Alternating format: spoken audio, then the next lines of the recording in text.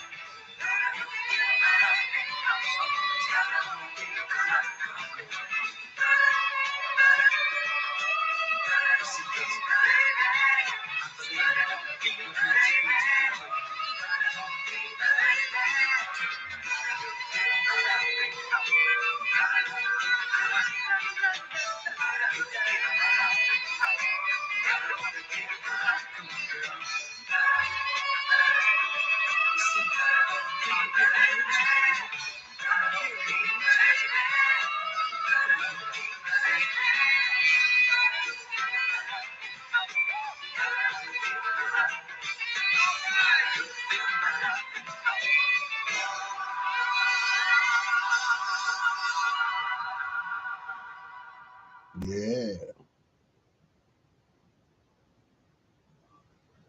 Did y'all feel that?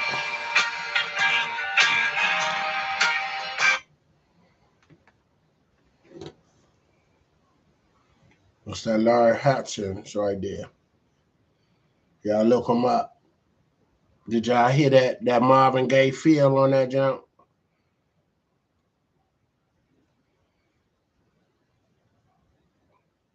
You probably didn't, because you don't know nothing about no music. It's all good. I ain't gonna hold you to it.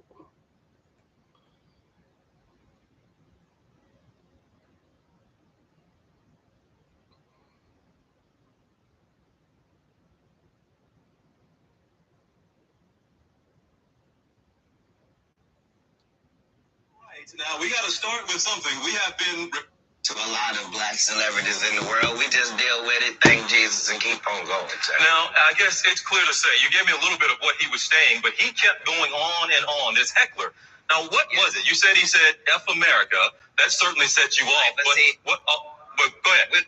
We were in Phoenix. So this is a heavily Mexican-American crowd.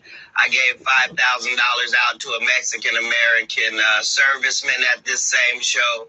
It was nothing like that the night of the show. This happened 19 days ago. It's just happening in the news yesterday because it's my birthday. Well, help me understand it. What was it? Because it's clear that you were visibly upset.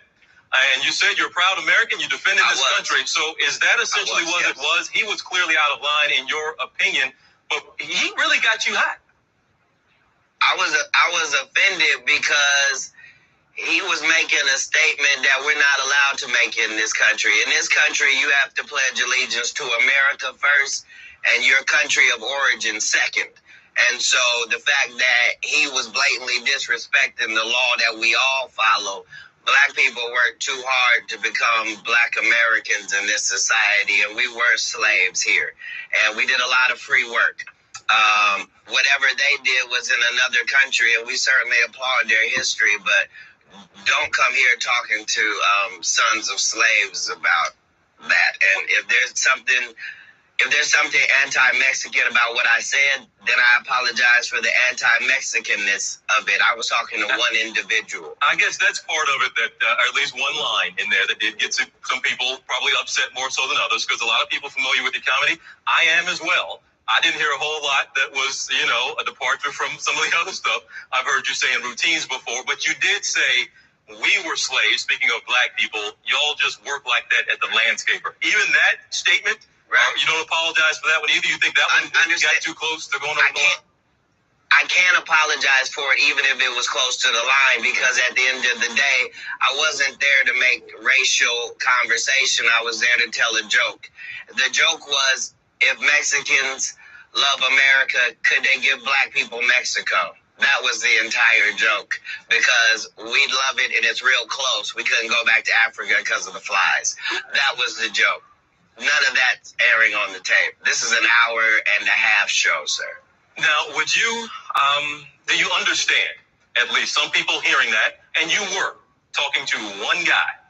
It's clear that other people in the crowd were laughing at what you were saying to him, even as you were going off If I had disrespected Mexicans, I wouldn't have been able to get out of there alive, sir, with all due respect. But as people, do you understand why people who do hear it maybe do get offended by it, who maybe didn't read the or listen to the whole 7-8 minutes of it, but just maybe read a few comments? You think they just have the wrong impression, or you understand why some might think the landscaper comment might have been offensive? Telling a Mexican like that guy to get to stepping back to Mexico, how that comes off as being offensive?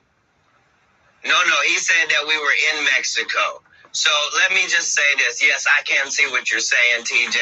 And at the end of the day, I think those people should watch more of this CNN show so they can see there are real news factors going on in this country, that things we should discuss, like our president versus football, rather than worry about what a comedian's saying.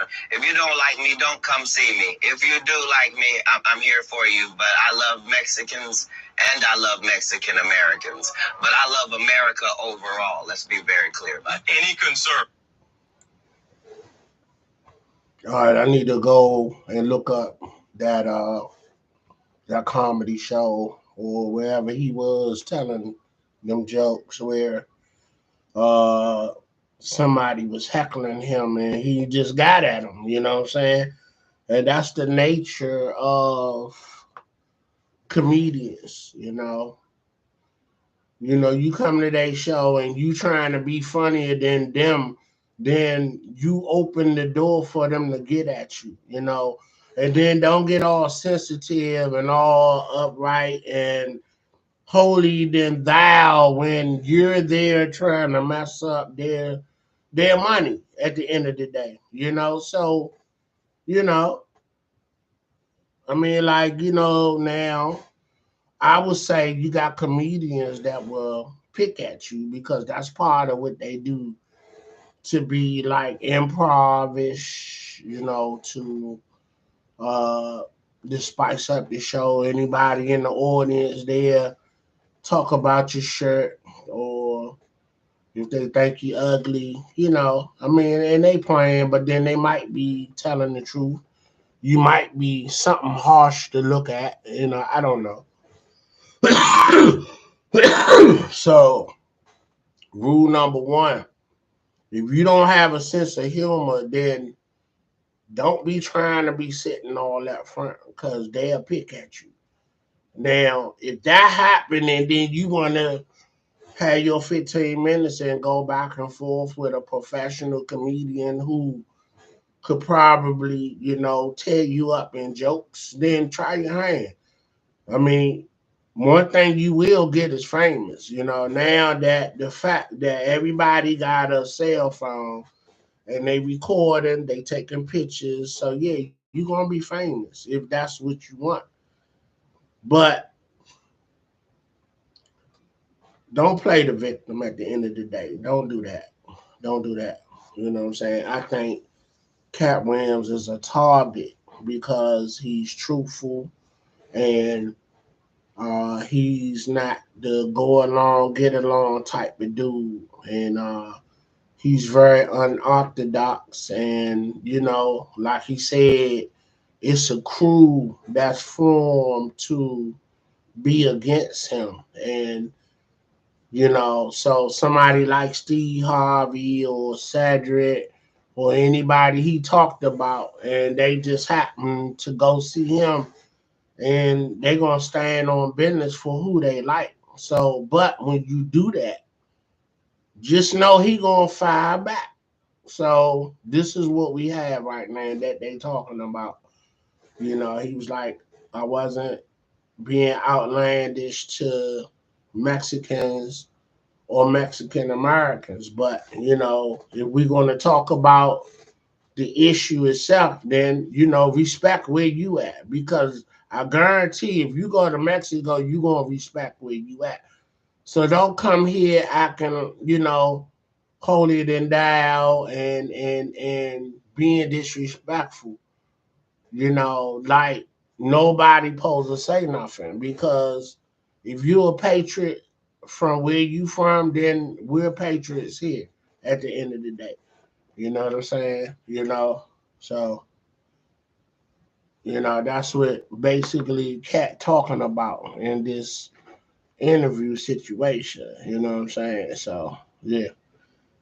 All right, let's keep it moving. We got a good pace going. And how y'all doing tonight, man? It's 1 in the morning. I'm still on vacation mode, and I'm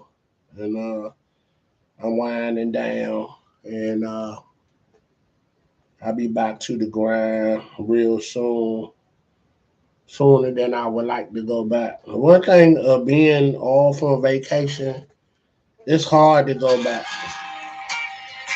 All right, let's keep it moving. Let's go. Give y'all some sounds, some throwbacks.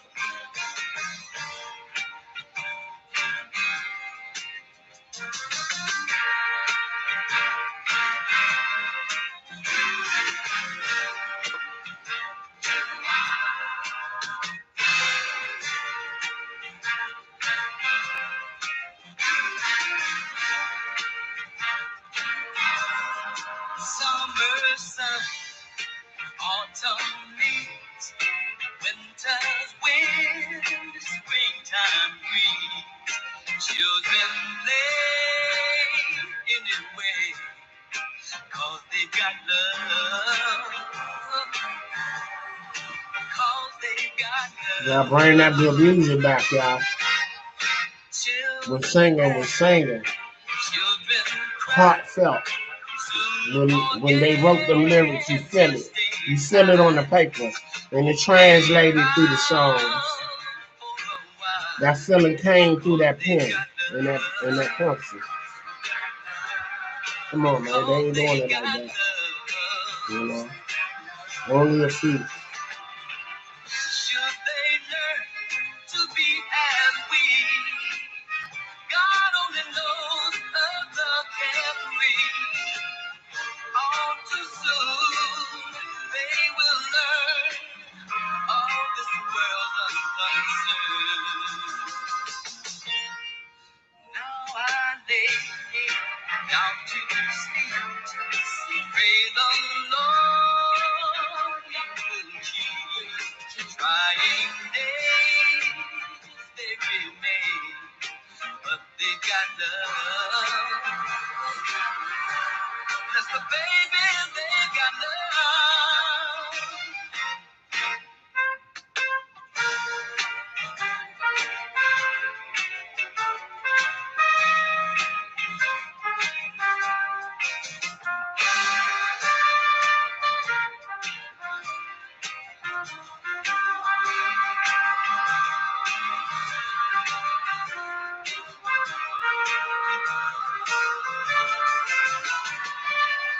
Should they grow to be as we?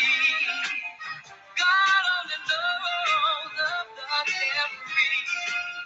All too soon they will learn all this world's unconcerned. Now I lay.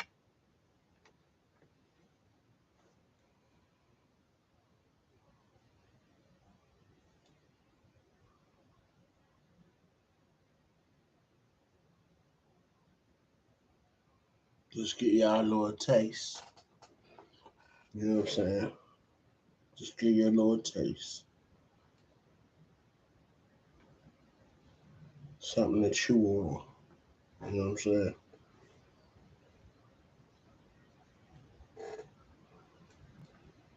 This could impact your career down the road. People might not want to book you in Texas or Arizona or California. Sir. Wouldn't that be fantastic? Let's let that happen, but let the statement be that I'm a Christian. I'm straight. All right. Well, we will leave it there. Again, I'm glad we got to clear it up because we have been, Kat, this morning. Thank you, TJ. We have been talking about this morning an apology that Kat Williams sent out, and you're telling me that was not your apology. So that's important to note. I just made my apology, TJ, live in front of CNN. Kat, good to see you. But if you enjoy California, we'll talk to you again soon back here in Atlanta. Absolutely. if you watch the video, you will see that Cat Williams was really, he went to, I think it's in New Mexico or somewhere like that, and really said some stuff to the guy. And trust me, if not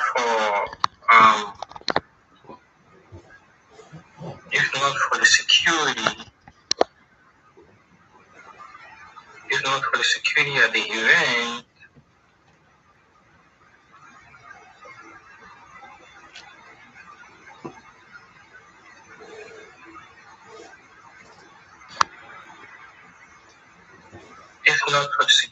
event,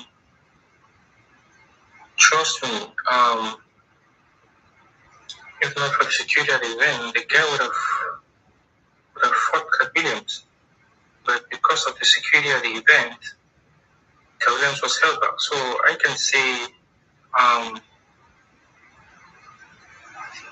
was he wrong? Was the guy wrong? I can say both. The guy was wrong. He too made a little bit of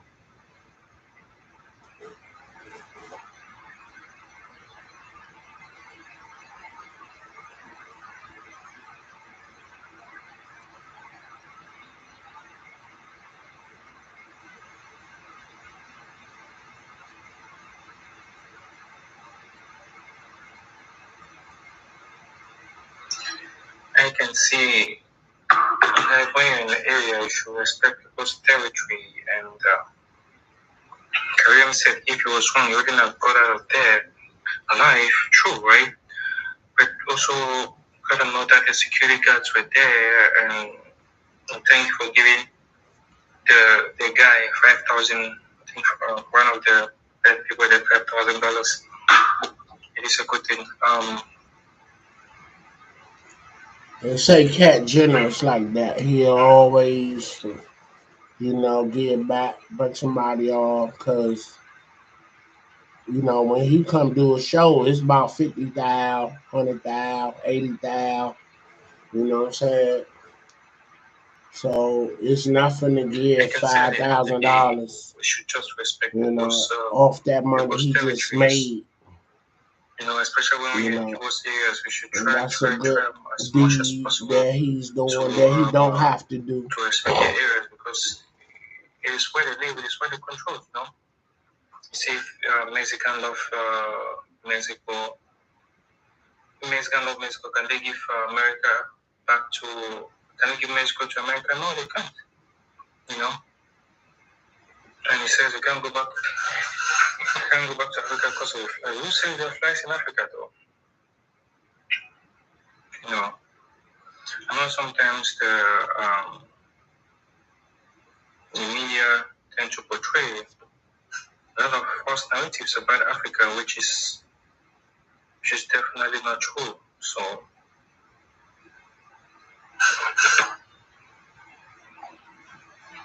there are no flies in Africa as the media portrays.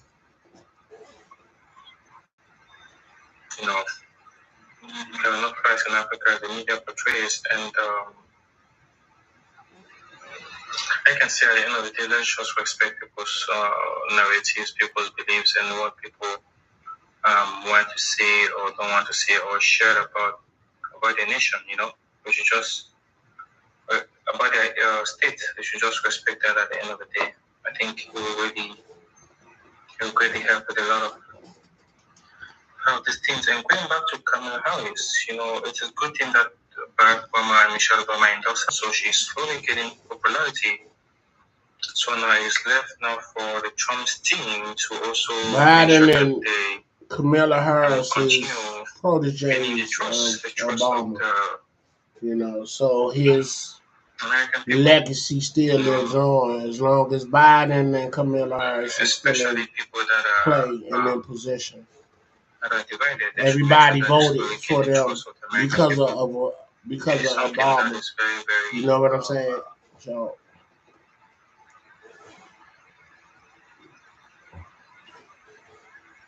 it is something that is very, very important, especially in these elections. We have like less than 100 days, 99 days to go to the election. So there is a lot of work to do, especially on the Harris side. The Trump side are slowly doing better, especially how I said you need a lot of work to do. But at the end of the day, whoever becomes president needs to focus on uniting this country and focus on the economy, because the economy needs a lot of work. And yeah, all right, thank you. We're all Americans at the end of the day. United, united, united, united. That is our motto. This girl got pregnant without losing her virginity. I'm telling you the truth.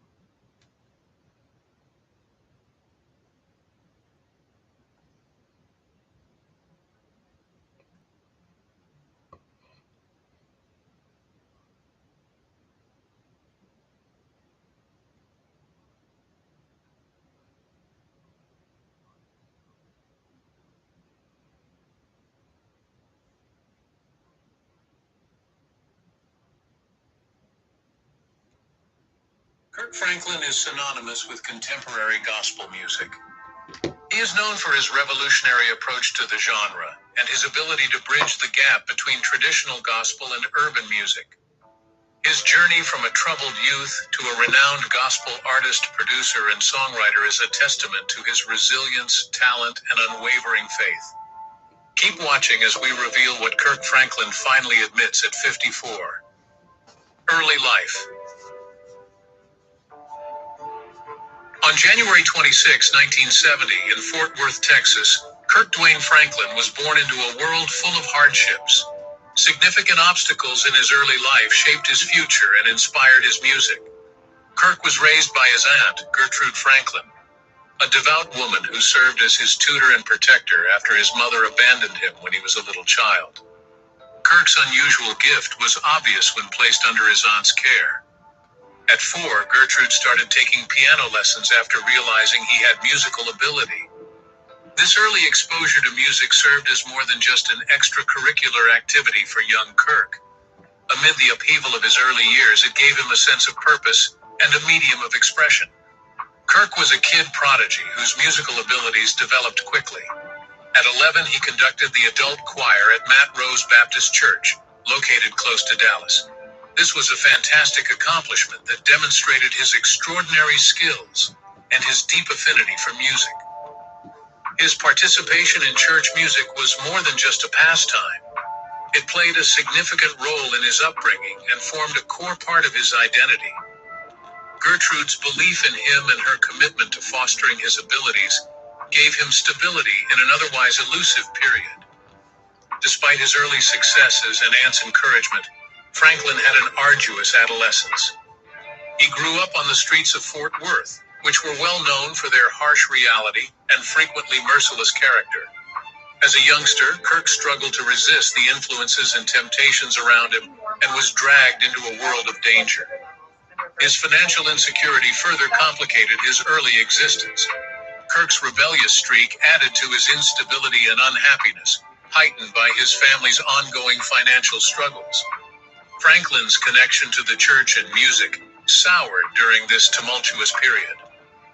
The same surroundings that had formerly comforted him now appeared to be a source of tension. He was estranged from the church for a while due to his rebellious behavior and the demands of his situation, which caused internal strife. Kirk was deeply troubled by the contrast between his early musical accomplishments and later hardships. Despite these difficulties, Franklin continued to rely on music as a constant in his life. It served as both his haven and his means of overcoming his challenges.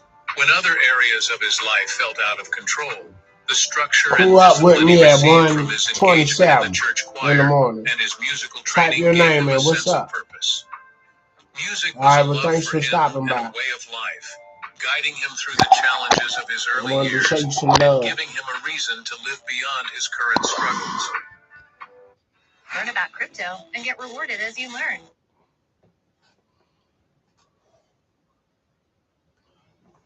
You know, I actually met Kurt Franklin. Was in DC, with Maryland. A church called Jericho, and you know, it was the first time I seen him in concert, and it was a free concert with Israel Houghton, who's married to the girl off of the real, Adrian, the girl, one of the Cheetah girls, and you know, uh, I tell my son and everybody, if gospel music was back in the day the way it is now, revolutionized by Kurt Franklin, uh, a lot of the youth from my era would have been in church, you know, and like it is today, like like it was progressive, you know, it came into the new school era, like right now, someone that's carrying the torch of progressive ministry is Pastor Keith Battle here in DC from or Maryland DMV. He's the pastor, head shepherd of Zion Church, and I tell the story to the people around me. And I'm talking about him because I'm talking about Kurt Franklin because they in the same boat. They changed the narrative of how we look at gospel and the church. Kurt changed the music. You know, he brought hip hop beats and music to gospel, but kept the message about God. You get me? And Pastor Keith Battle, when he was starting his ministry, he came to my hood, and and he was going to all the neighborhoods, and he was on foot with his ministry team, and we were sitting around the way, chilling, drinking, and just knowing what we do. I don't know what kind of night it was or what day of the week, but it was in the evening, 4 or 5ish. They got out the ministry van, had Zion on it, and we was like, "Oh, there go the Jehovah Witness." So we started laughing, and so he come over, God bless you, and he was like, "Look, my name is Pastor Keith Battle, and I'm getting ready to start my ministry, and I need people to come so I can preach to. Basically, I'm giving it to you straight up, and it don't cost nothing. I don't want nothing from you. I just want to preach to you God and save your soul." So he was like, "Would you guys come to my church?" And I was like, "Well, I got my own church. I'm a Catholic." And he was like, "Well, my church is a Baptist church, but you could visit, And I was like, "All right, cool. I could do that, because I belong to St. Paul Catholic Church. That's my family church. Not only that, you know, we moved from the southeast side, living on the northeast side by the shrimp boat, and East Capitol, all that area. And St. Luke's was the Baptist church over there. I mean, I started going to a Baptist church because uh, that was one of the churches that I actually partied at on Saturday and got up to go on Sunday to service. So I party where I prayed at, so that could only be a win-win right there. So with that being said, I later married a young lady that was in the Baptist faith, my first wife, and I was still an active, well, not active, because I wasn't going to church like I supposed to, but I was an active, no, but I was still claiming the Catholic faith like I still do, but my first wife was a singer in the choir for First Baptist of Highland Park with Pastor Davis, and she belonged to a group called VOV, headed by the Clock family. And, they had invitations to go on Bobby Jones. So they was a big deal in the DMV area, at that time in the early 2000s. And so dating her before we eventually got married, uh, I'm going to all the shows that they were doing, throughout the DMV. And, so being around them, God was like speaking to me and playing on me as far as the more frequent that I visit church. Now, mind you, I already been saved already. I've been baptized already in my early years, because we was a real Catholic family, and that was part of our faith. And uh, I just really had a mindset to talk to my niece about getting her daughter baptized, but I think that's a journey that she need to want to go on herself, and when she bring it up, I'll talk about it and mention it that she was baptized, and but she's not active in church, and that need to be her journey, and not because I'm saying it or pushing her to do it. But she went to Zion Church with me this past Sunday because that's where my son liked to go. Again, it's a progressive church. Pastor Battle say, let me get back to what I was saying. One of my homeboys, Gerald, was like, well, I don't go to church, so I ain't coming because I don't like to wear dress clothes, and I don't have no dress up clothes. So he was like, well, come as you are. Come like that with the t-shirt and jeans. So that's what I mean by Pastor Battle being a person that's progressive. He created the narrative, come as you are, meaning you don't have to dress up. Because traditional church, old school traditional church, wants you to dress. Dress, they say, come to church in your Sunday best, look presentable.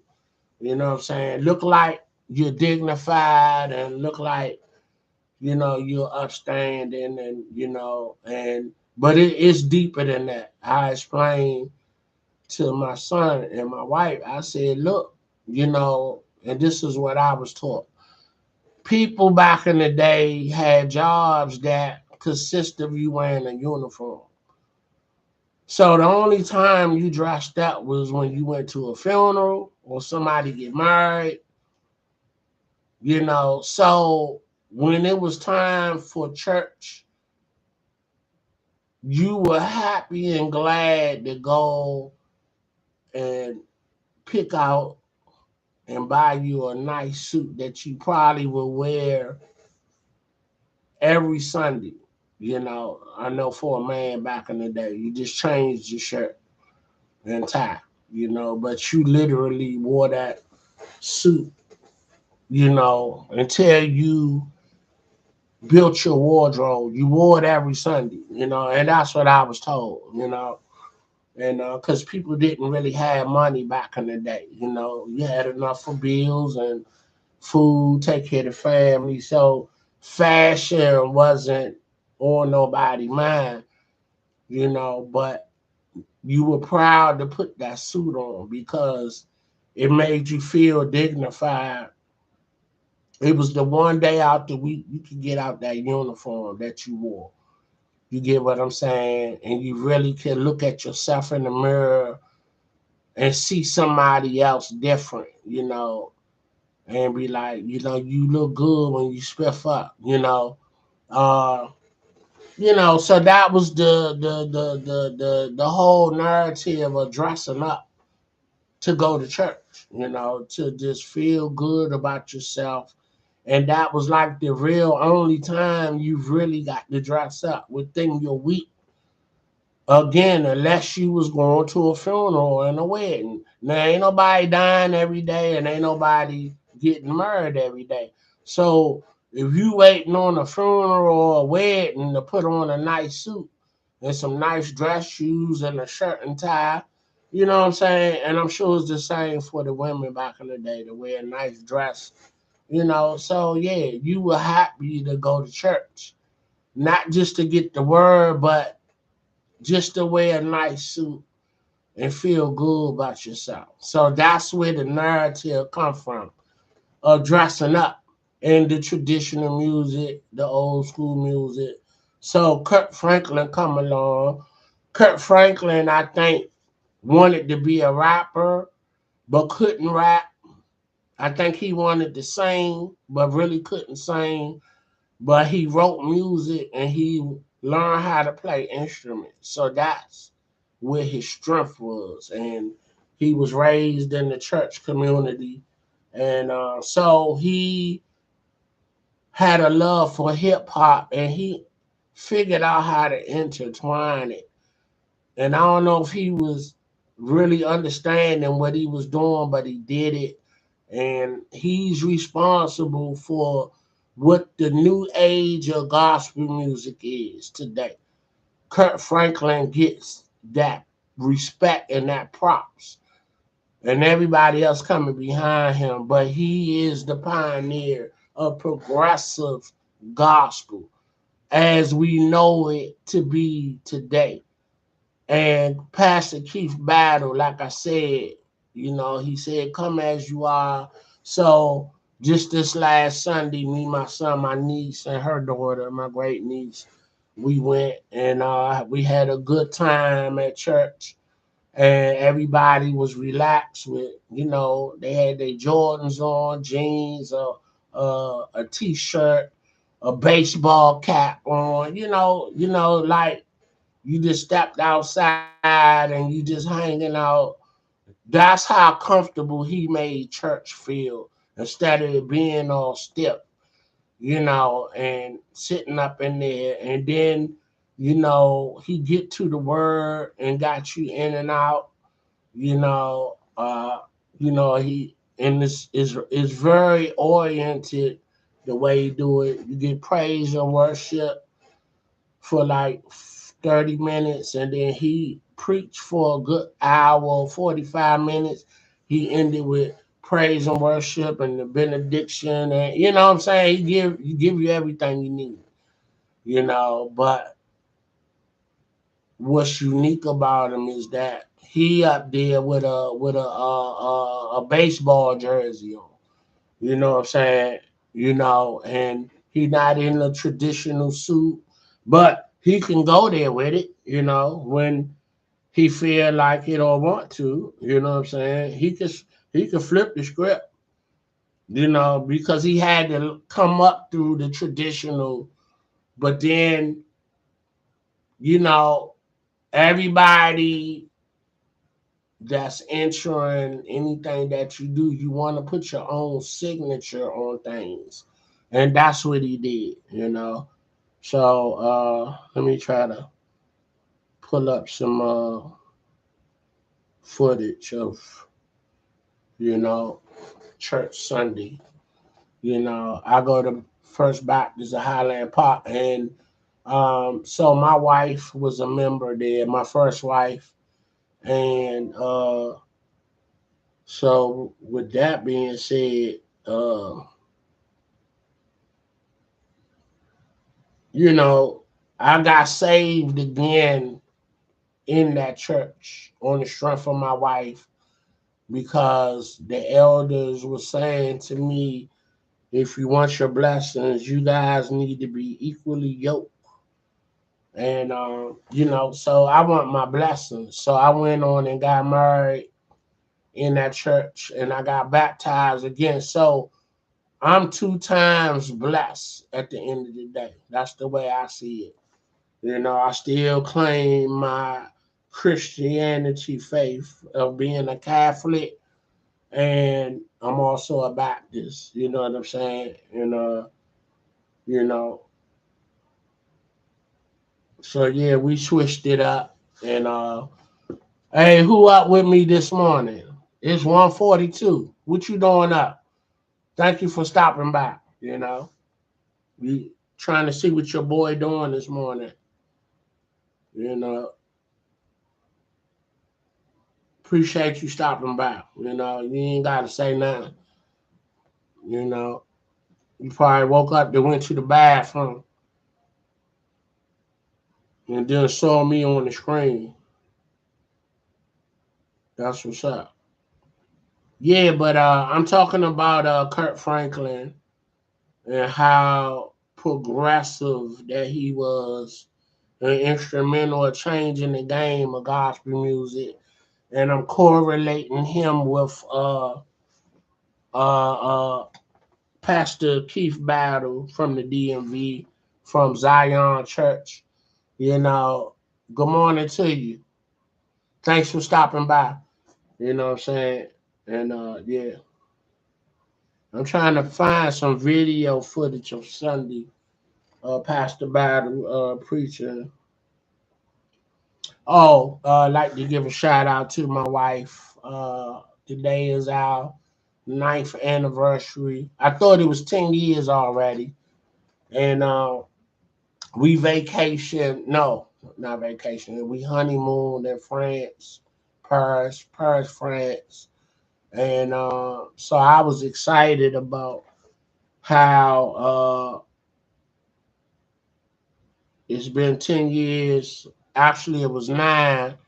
And the Olympics is in France, Paris, France. And so I'm posting all kind of pictures of us in France, the Eiffel Tower, which they call the Eiffel Tower. They pronounce it Eiffel.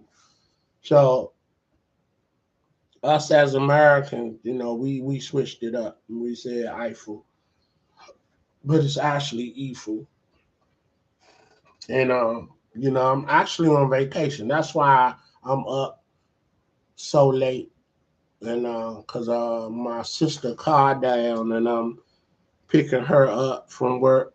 Cause I don't want her, uh, getting broke by Ubering every night. Cause she need to save her money to fix her car, and so she be back on the road soon. And so I'm just glad to be in position to help her. You know what I'm saying? Doing my big brother duty. You feel me? And yeah, so it is what it is. You know,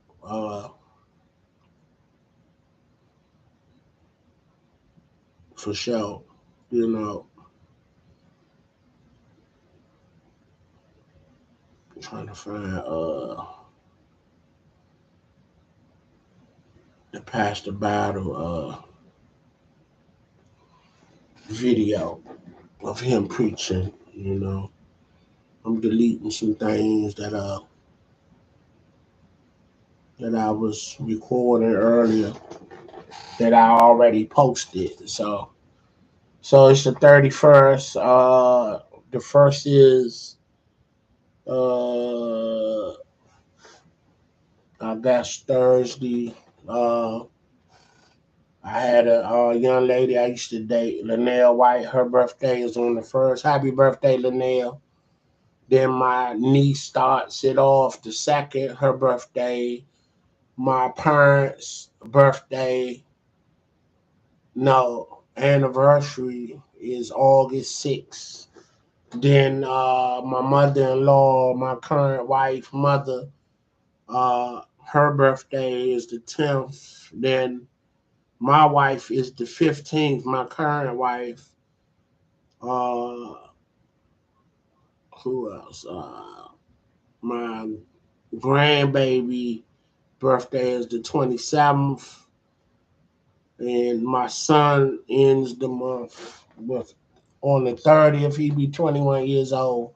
Your boy getting old. You know what I'm saying? We trying to figure out, what we gonna do for him for his birthday. Traditionally, men want to take their sons out the, go to a strip club, have some cigars, some drinks, and all that's good. But I was like, I'm just real conscious of not trying to create bad habits. I told my son, any bad habits that you accrue, no, accrued or accumulate, wait till you're on your own, in your own space, and therefore I can't say nothing to you about nothing. You know what I'm saying? So that's what I be trying to preach to him. So I don't want to go and take him to a strip club, and now every week he get paid, he back there at the club spending on the chicks. This a bad habit that you develop. What I'm saying? I want that to be on you, not on me. That I introduce you to that. And he don't drink or smoke. So again, I don't want that to be a bad habit that I put him on to. This my niece, great niece. That's us at Zion Church coming out. And you know, your boy losing weight. You know what I'm saying? Trying to get my fitness in. That's my son, Lil D. We call him Black Mozart. He's a pianist, and now he's going into tech. You know, and he done flipped the script on his uh his major, because all his friends are in tech. So that's what he trying to do. So I'm like, all right, cool, do your thing. All right, so this is Pastor Battle right here, you know, Keith Battle of Zion Church. You know what I'm saying? He got the good baseball jersey, the Dodgers jersey on. Everybody relax, just looking like they chilling, at like a picnic or something. You know what I'm saying? Everybody dressed down, not all stuffy and stiff. Yeah. So that's what I wanted to show y'all. So Kurt Franklin and Pastor Battle are, progressive in their journey of seeking God and faith, and they doing it, the way that they feel like that is true to them, non-traditional, and so when I take a vacation, I visit my home church, the Catholic church, and then I go to my home Baptist church, and then, I'll go to Zion to switch it up because I know my son and my niece, they like the progressive church. So, they don't have to dress up, but I make my son dress up when we go to our home church because you need to know how to be versatile. You know what I'm saying? So yeah. So I just wanted to touch on that. Let's get back into some music, man.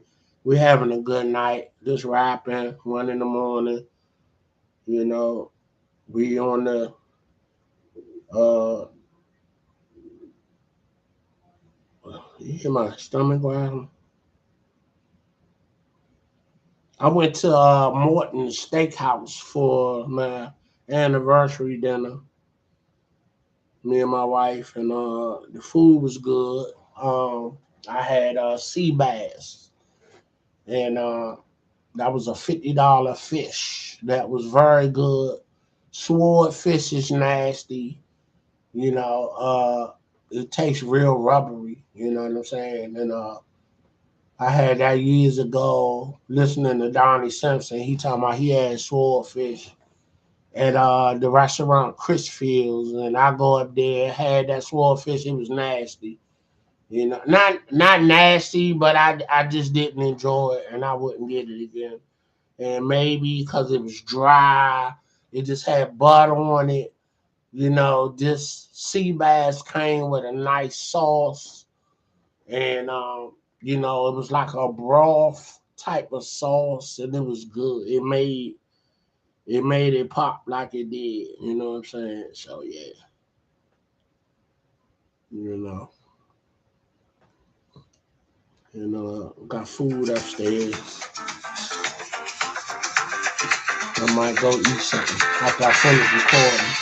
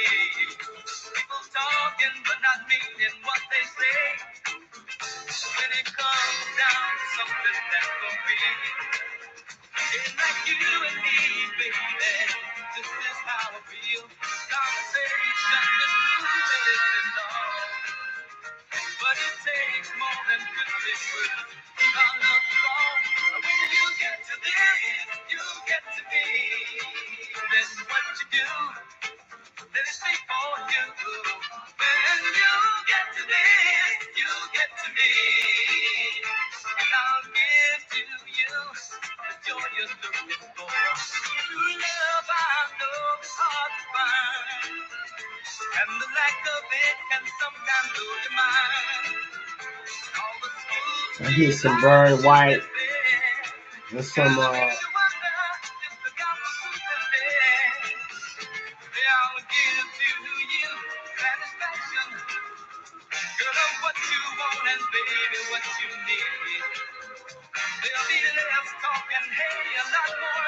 Black Moses in his music.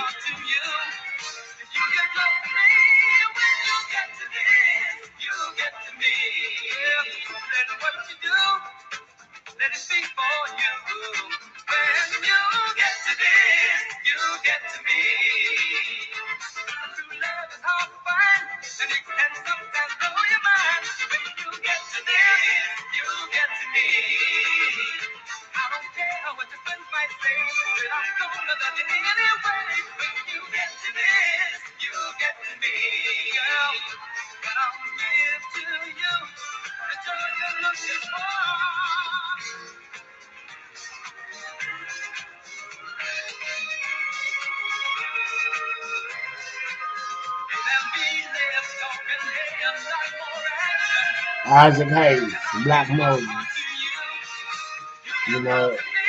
They use a lot of strings and orchestra music.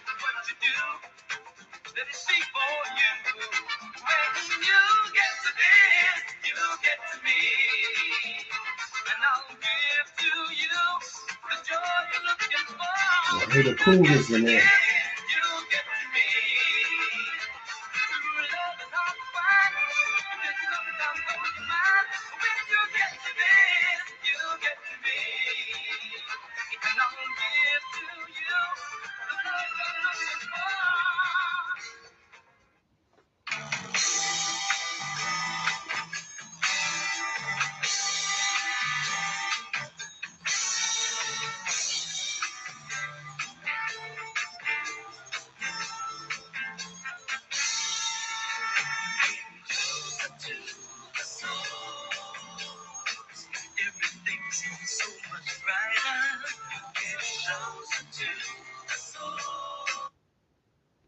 All right, y'all. I just gave y'all an hour, and you know, we get ready to go into a new month tomorrow, and I should do the specs now. Now that cause I had the time to do it, and I'm going to do it now. So we're gonna do it for the next month, cause it's actually officially the first is officially Thursday, so I can wait. Ain't no rush. You know, we in our third year of Streets Fighters podcast, and I appreciate everybody that tuned in, that rock with me. My whole 117 followers and subscribers, and I appreciate you. You know, I, everybody that is a subscriber, you know, y'all, you know, let me know that you have a page, and I'm going to support you because we can all be great together. You know what I'm saying? When I cross the finish line and get that 1,000, uh,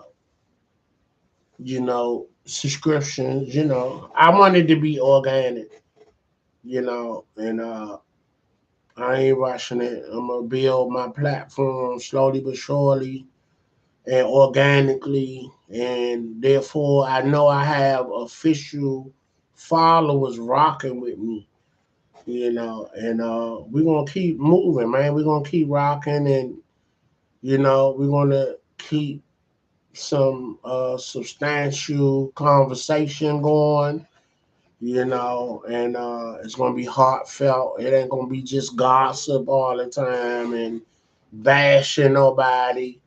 We really gonna have conversation. Brother Rob, the poet Brown, peace, fam. What's up, bro? Good to see you, man. You know, yeah, I need you to speak a poem on my platform, man. You know, I need to call you one day and just let you rock out. You know what I'm saying? Yeah, that's what's up. What it do? I'm good, man. Celebrating my anniversary.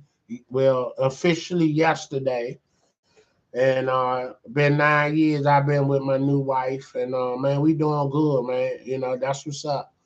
How about you, man? How you doing? You good? What you doing up this morning? This early. It's 2 o'clock.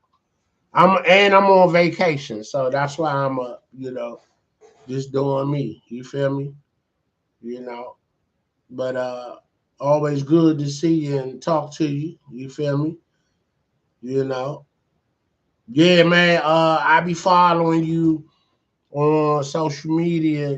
Trying to keep up with what you doing. Where you at, and you know, just trying to support your content. Do you have a YouTube page? If not, you need to make one, and that's where you need to be putting your content at. Yes, sir. I'm a night hawk, brother. Okay, all right, bet. Yeah, yeah, yeah. But if you have a YouTube page, man, let me know so I can follow you and support you. You know what I'm saying? So we can all be monetized and get some of this Wi-Fi money, like they say, this YouTube money. You feel me? You know? Yeah, but I'm gonna close it out, man. I've been on here an hour, and I'm gonna go probably watch some TV and probably eat some food that I was supposed to eat tomorrow, but My stomach growling a little bit, and yeah, I'm gonna go go to Netflix and see what I want to see. YouTube Music, Apple Music, iTunes, Amazon Music, and Spotify. Got you. Okay, that'll work. YouTube Music. Okay, yeah. All right, well, I'm gonna be supporting that. Like I always been. I remember when you started the poetry journey. Back at USDA, GSA, wherever we done worked at. Are you still in the game, or you done moved on?